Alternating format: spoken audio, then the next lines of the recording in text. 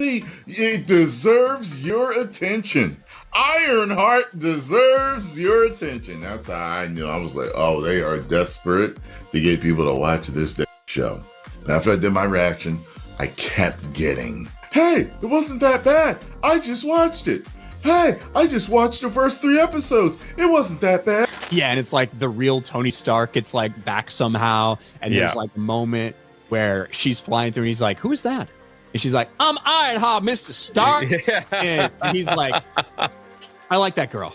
And then he like goes to do something else. Like that would be like the level of something that I think would possibly happen. Hear that nervous buzzing? That's Disney slamming the billion-dollar panic button. Marvel just yanked Mephisto, the devil fans begged for in WandaVision, out of thin air, hoping you'll ignore the fact that Ironheart is limping to Disney Plus with zero hype, zero emotional stakes. She has to really reckon with what that means for the life that she wants to lead. It's very short-lived. It's brushed over really quickly, and she kind of reverts back to her old self. But one thing is for certain about this series is that old agendas aside, let's be very real about this. There's a lack of character development. The directing, the producing, the writing is just way off. It makes no sense at all, and it's very lackluster. There's no depth to it all. And viewership numbers the studio refuses to brag about. There is also way too much focus on the LGBTQ community by the fandom in a negative manner. And it just needs to go away, I think, for a healthy story to grow, and for Riri to really share her line. Riri Williams was sold as Tony Stark's heir. Instead, she's become a warning siren for everything broken in Phase 5. I can understand why she's frustrated. That's how I feel watching her interviews. How do you feel about the impact that she's having on young Black girls? And I'm going to be completely honest, on Black women. You know, this is yet another area that's getting vibrant. It's getting full in the way that it should be. Box-ticking scripts, Velma-style sidekicks, and marketing that screams representation louder than story. Natalie AI thing seems utterly preposterous and ridiculous, and even for an MCU show, I'm finding it to be a little bit of a bridge too far to go. The heist crew, all lame. Every single one of them, all lame. So why sacrifice Marvel's most wanted villain to prop up a show nobody asked for? And how did a genius in a dorm room become the poster child for the MCU's identity crisis? Stick around, because the truth is messier than a Mephisto deal gone bad. And so in this, I'm not sure what they're meant to be, because this character isn't to be confused with Slog. Slug, our hacker extraordinaire. Who is also the exact opposite in the same show. I'm really confused. Tony Stark forged legacy in a cave, hammering fear and guilt into red gold armor we watched evolve for a decade. Riri Williams? She arrived in a corporate PowerPoint. One Marvel slide deck proclaimed next-gen Iron Man, and 12 rushed comic issues later, she was genius, flawless, ready-made Avenger. No heartbreak, no sacrifice, no audience attachment. Ironheart might be one of the worst executed ideas ever in the MCU, because under all that garbage was actually potential. It felt less like storytelling and more like shipping a prototype before the paint dried. When Disney greenlit Ironheart, they weren't answering fan demand. They were chasing headlines about historic representation. A hero was promised, but a marketing product walked on stage, and fans sensed the hollow echo instantly. Marvel doubled down on the shortcut. Instead of giving Riri her own slow burn origin, they parachuted her into Wakanda forever. Ironheart is back, this time going to an uncomfortable place for viewers. Ironheart is the biggest L of Marvel of all time. The reactions are just spectacular. Supposedly smarter than Tony Stark, bites an electric wire, sells her soul to gain magic powers, uses new powers to steal. What do the writers mean? Smoke detector beeps. A grief-soaked epic already juggling geopolitics, new Black Panther lore, and Namor's Ocean Kingdom. One minute she's cracking dorm room jokes, the next she's welding a Stark-grade suit like it's shop class. No context, no stakes, just instant promotion to plot linchpin. Ironheart is practically unwatchable. This show basically keyed their car, their mom, and in their bowl of cereal in the morning. Viewers blinked. Who is she? Why should we care?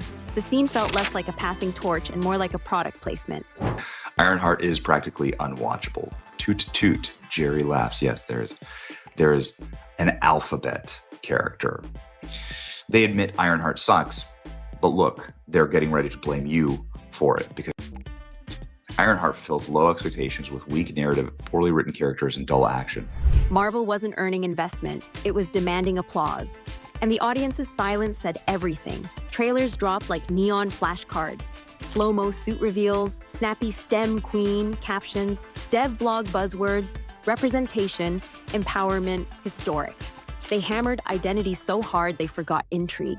The plot hid behind hashtag graphics, and every press junket sounded like a TED Talk on market demographics. Does it defy the haters? Or is it another skippable series? It's always about you, right? It's always about the audience. It's amazing. Doesn't matter if it's the 2024 election or whether it's a Disney streaming product. It's always about like how evil is the actual voters? How evil are the audience? Early screeners confirmed the fear. Dialogue stitched from Twitter trends, tension undercut by sitcom quips, villains built from cardboard audience proxies. Critics whispered, algorithm writing, and fans smelled it too. Instead of curiosity, the campaign sparked fatigue. Another glossy checklist chasing social metrics, not hearts.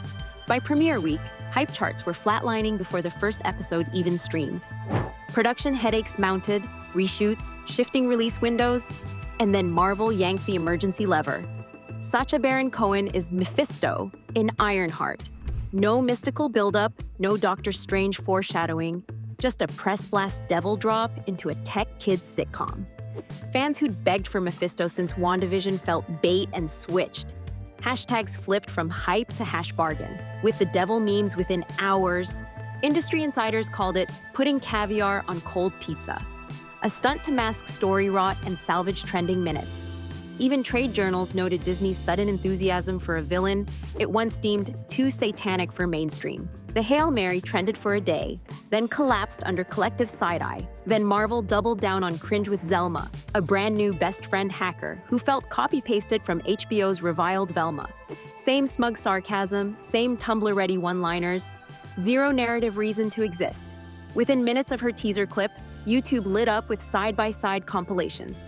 Velma versus Zelma, spot the difference. Fans didn't protest because she was loud or diverse. They protested because she was lazy, an algorithm in oversized glasses spouting meta quips that stalled every scene. Outrage wasn't a bug, it was the plan. Marvel banking on hate watch clicks. But gamers, geeks, even casual viewers shrugged. We've seen this bait before. Disney's playbook is usually predictable. Premiere night victory tweets, neon #1 on streaming banners, confetti-packed featurettes. Ironheart got none of that. Nielsen graphs? Nowhere.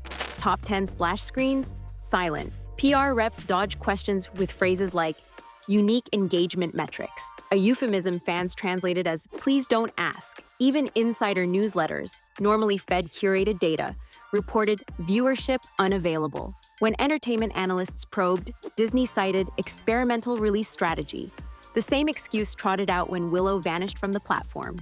The message felt clear, numbers were radioactive. Instead of bragging, the mouse buried the scoreboard, hoping the audience wouldn't notice the empty trophy shelf gathering dust. Kevin Feige once orchestrated decade-long payoffs with chess master precision. Now he's playing whack-a-mole with hashtags. His old rule, slap a Marvel logo on anything and crowds will cheer, finally misfired. Riri isn't allowed to struggle, fail, or grow. She debuts flawless, quipping, smarter than Stark because the script says so. Audiences that embraced a broken Tony, a grieving Wanda, and an insecure Peter instantly smell the shortcut. It's not just Ironheart, it's Phase 5's pattern. Headline casting, algorithmic quips, empty victories. Each hollow project chips away at the trust Feige once banked on, and the brand's vibranium shield of goodwill now shows spiderweb cracks. Backlash framed as bigotry only deepened the rift. Marvel's socials scolded critics. Cast interviews hinted that dislike equaled intolerance, and genuine feedback drowned in culture war mud. Secret viewership slides reportedly forecast merchandising losses, yet executives still pitched spin-offs around Riri's limitless potential. Fans rolled eyes. You can't franchise a character no one's bonded with. Meanwhile, Phase 5 budgets tighten, investor calls whisper IP fatigue, and MCU diehards weigh unsubbing until real stakes return. Unless Marvel risks a hard reboot, write Riri a true origin, let her fail, earn her mask, the suit stays empty, and the once invincible brand keeps hemorrhaging trust. Marvel once built legends, now it assembles marketing plans. Ironheart was supposed to prove the MCU could still spark wonder, yet all it's ignited is a debate over whether algorithms have replaced imagination. Mephisto stunt casting, Velma clone sidekicks, and missing Nielsen numbers can't hide a hero who never earned her arc. So where does the universe go from here? Back to hard-won character journeys or deeper down the checklist rabbit hole? Drop your verdict below. Is Riri salvageable with a true origin story, or is she the final warning that Phase 5 has lost its heart? Hit subscribe because the next misfire or miracle could drop any day now.